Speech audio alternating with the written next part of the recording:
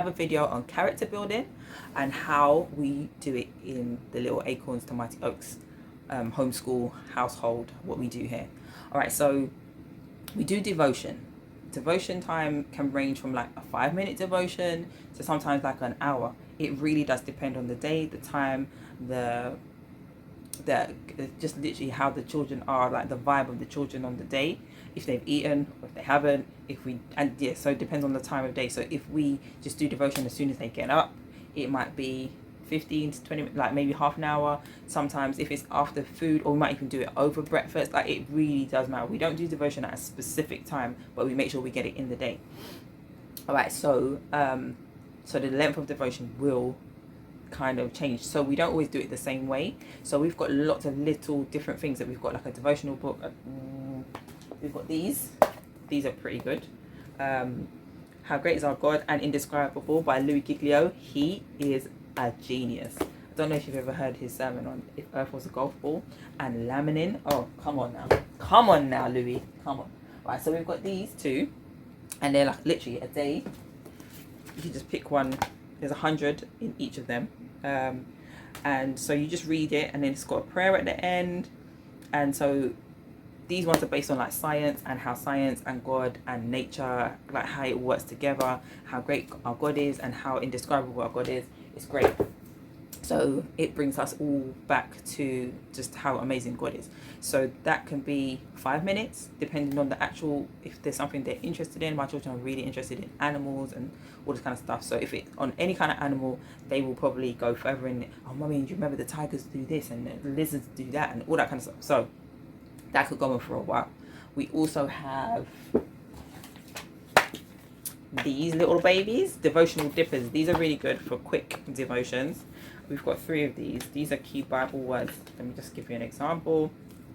So it said the word is redemption here, and it's giving you the definition, which is God freeing believers from their sin, and it gives you a scripture. Read Ephesians 1:7. So you'd read Ephesians 1:7, then it's got another thing on the back. It says think. 1 Corinthians 6:20 tells us that Christians were bought at a price. How does that help us understand redemption? So we talk about that, and then it's got a little prayer as well on the back. Thank Jesus that he paid the ultimate price for our forgiveness. Ask him to help you live for him. So you'd nominate one of them, maybe possibly, or you can do it yourself.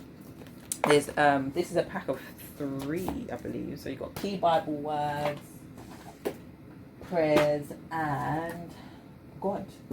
So we've got a few of these that we can do. That's like, you can do this on the run. You can do it if you just, I don't know, just didn't really have, they're a bit fidgety today. Another thing that we do is just we work our way through a book of the Bible. So at the moment we're going through Judges, and so we've read about Deborah and Barak, and how Sisera was killed with a tent peg in his head, and they were like, oh, wow, like, but they love all them kind of stories. And then now we're on Gideon and the 300, and that's been amazing. Like, we're just getting to the end of Gideon, because even myself, I have never read the whole story of Gideon. Like, I just read up until where the 300 win. So we've just gone a bit past that, and so we do that. We work our way through that, and we don't stress it out like we have to read a whole chapter today. We just read a section of the story until we feel comfortable that we can stop, and we discuss that. And that could take us, I don't know, we could read a whole chapter and get through that, a chapter a day. Sometimes it could be a couple of verses, and so that could take us a week to get through a chapter, or it just depends. But it's all about consistency.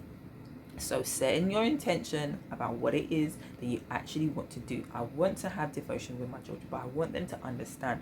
I want them to know God for themselves. I want my children to take on my God. You know how you be like, the God of Abraham and Isaac and Jacob. Yeah, the God of Daryl and Nicole.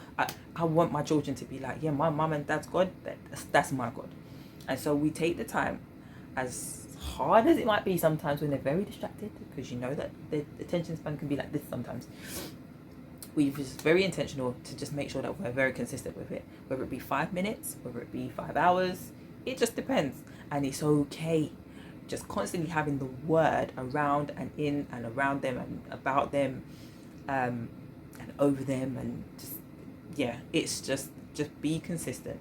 The painstaking time that you take it's not going unnoticed. It's all like, you know, when you have it's just building, it's just in there.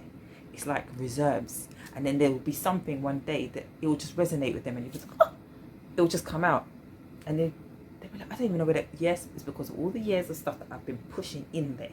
Like, I've been pushing it in, whether you wanted it or not. It's in there. Right. So devotion time, very important. Get it in. 1 minute, 1 hour, it doesn't matter. Just get some time in.